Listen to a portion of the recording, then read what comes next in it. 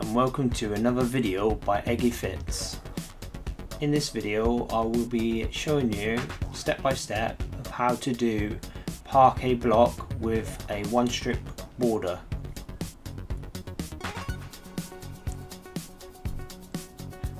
So in the center they'll be going in a herringbone pattern. So they go crisscross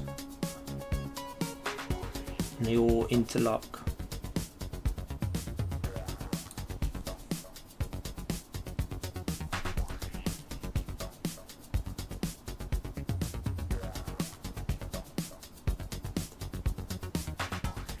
And then you have a one strip border going against the skirting all the way around the edge. These tiles are 3 inches by 9 inches imperial. These machine that cuts them is in imperial sizes. Now with the border, what we can't do is just lay it off the skirting, and the reason why is because skirtings aren't 100% straight. So this is already stepping out, this border. Plus, if it goes straight across where the architrave is and where this door is, you're going to have to be putting bits in, and it would look awful. So we need to see where the deepest piece of this border is going to go. So it's going to go right in against that threshold. We have a look around. We have a look for any other bits where it needs to drop in, so we don't get little bits cutting around architraves. So it's going to come along there, go up that way, across this doorway, back and across again. So we need to put it right into that architrave there. So put it right in there, because we don't want to lay it off, because we'll be putting little triangle bits all around that architrave, and that won't be good for anything. So we'll get our trusty tape measure, put the tile into the furthest bit, we'll measure up to the skirting. So it's 6 centimeters there, and the bit by the threshold, make sure it's nice and tight up against it, put it across, so you can measure up to the skirting, and that's 6 centimeters as well. I'm doing it in metric because it's easier with the millimeters. Now these are, like I said, 3 inches, but I'm going to measure, just make sure, because it's 17.6 centimeters. So I'm just looking to see, that'll be 16 millimeters cutting off. So we don't want to have the border too thin. There will be no point actually having a border, but I think that's pretty good. So I'm working out where the 16 is on that bit of plank, and mark it nice and straight, so I've got a big line on it. And now that's going to be my back marker to push against the skirting. And just make sure that is right. It's going to be right to the edge of that. So it's going to be lovely. It's going to be basically a full one off that threshold, which is fine. Right, so we do a little mark and we draw a circle around it. The reason we draw a circle around our marks is because it makes it easier to see. It highlights it. So we keep doing this all the way around the edge. Now this method I only use for wood plank. If I was using like square tiles, which were very prominent with, like, say 2 different colours, it would be a totally different way of marking it out. But I'm sure I'm going to be doing that on a future video, hopefully, if I get to do it. Because all these videos are videoed on the job, so I can only do it when a job comes up and I've got sufficient time to video.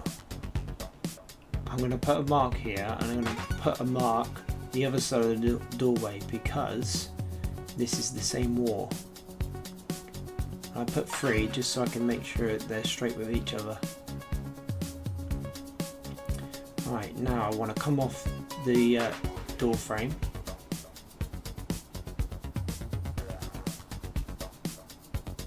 And I'll put it the other side of the doorstop. Same this side.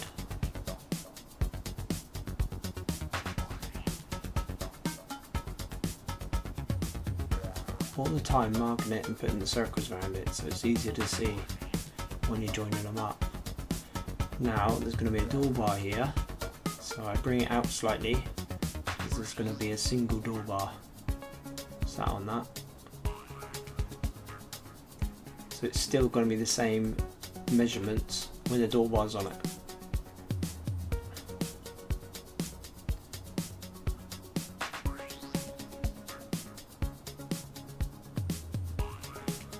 Keeping on the skirting, not the architraves.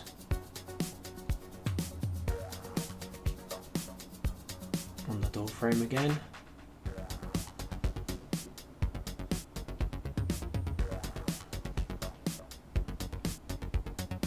And this one here is going to be another bar. But this bar is going to be a ramp off. So it's going to be much wider, so we're going to leave a bigger gap. And I'm thinking about it, I think I'm going to just mark a full one,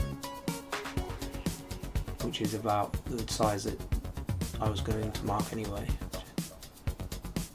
because the door bar is quite wide and I want them all to look equal.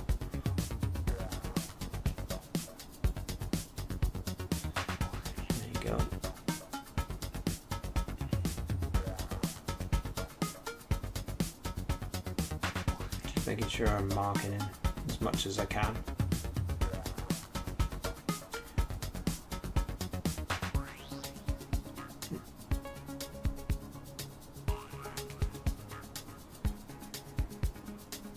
Now here I should actually bring it out a little bit because of the thickness of the carpet. The carpet's 6 mil, so I want to bring it out about 6 mil away from that bit of wood. The upstand marks 6 mil further, and then I go back to this one and change.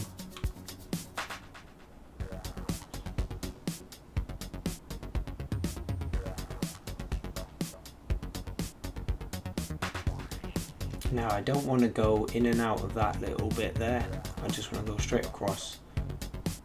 It's not worth going in and out.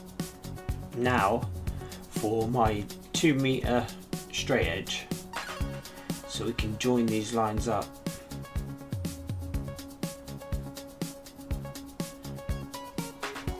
We only need 2 meters. In fact, 2 meters is actually too big for this hallway. So we join it up to those lines.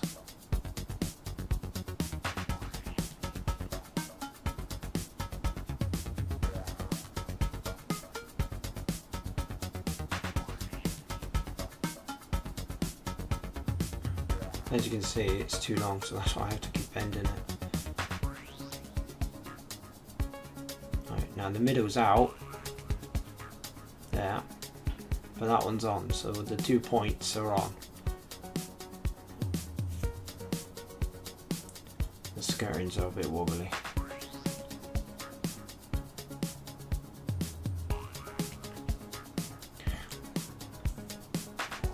So I don't need to mark the middle because we're going to go in and out of that door frame.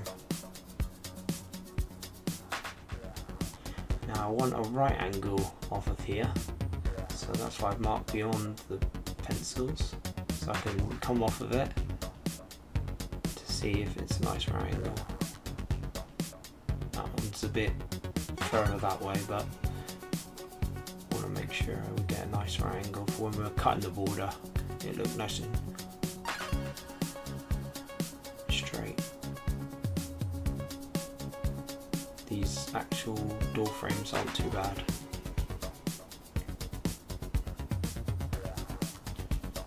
So we have to fill this one up again because like I said it's too big. Really, I've got a couple spare ones. I need to cut these down.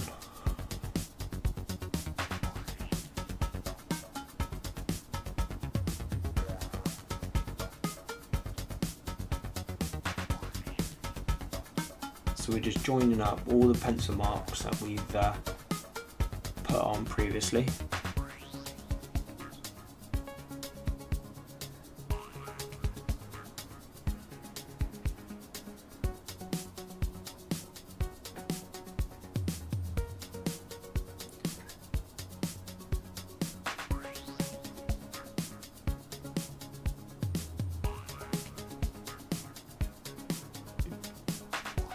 We held the bar there and that gives us a nice right angle. That one does actually go out quite a bit. The skirtings on this hallway were awful. The one on the left here was nowhere near, as you'll see in a minute.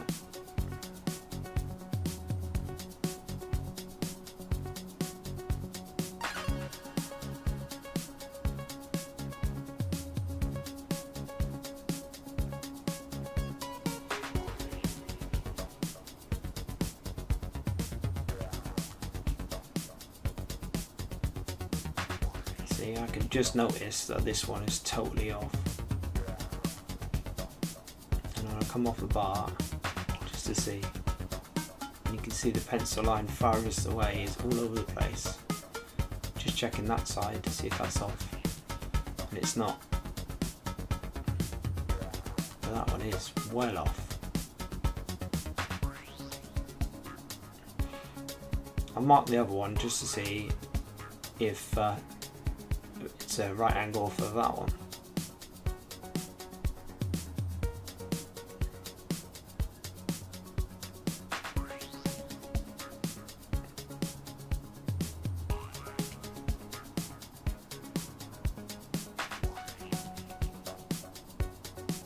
It's slightly off the middle one, like it was the opposite side. So the 2 points of contact are fine.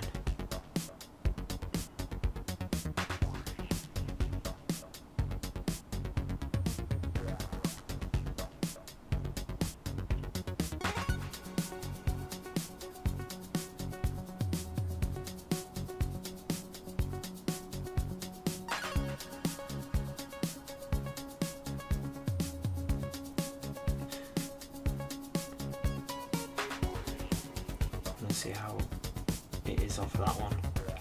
It's completely off, as you can see.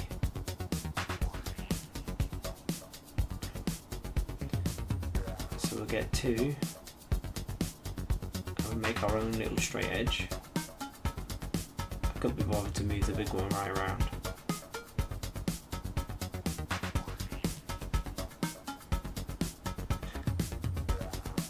A little bit of a sharpening break.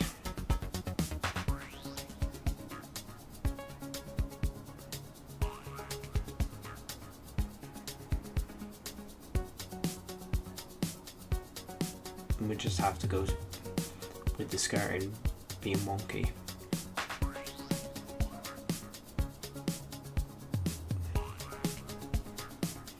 You should always mark beyond each line so when we're cutting it back we can see the corners, the pencil lines on the corners. So here we are again, go straight across that one. So it marks those two little bits of skirting.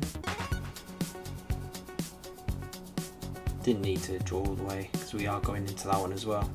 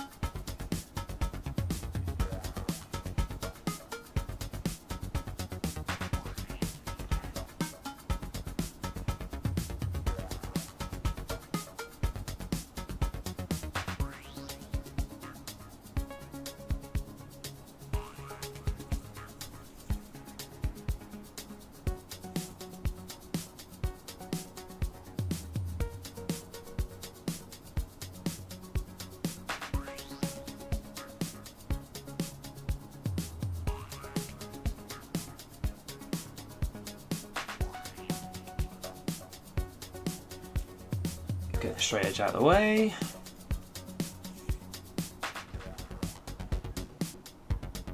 Use the tile to see where we can get a right angle.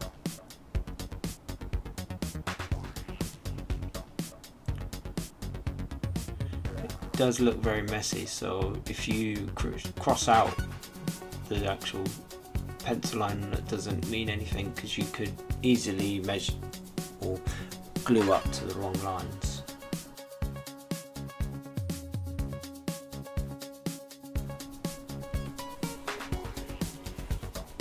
And I'm marking beyond it, and I'm just checking, just double checking, making sure it looks like a nice right angle.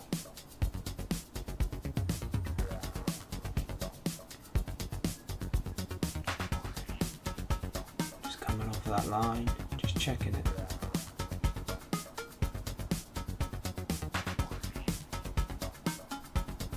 And that's it, all marked around the edge, ready for the center line to be put in and ready for glue.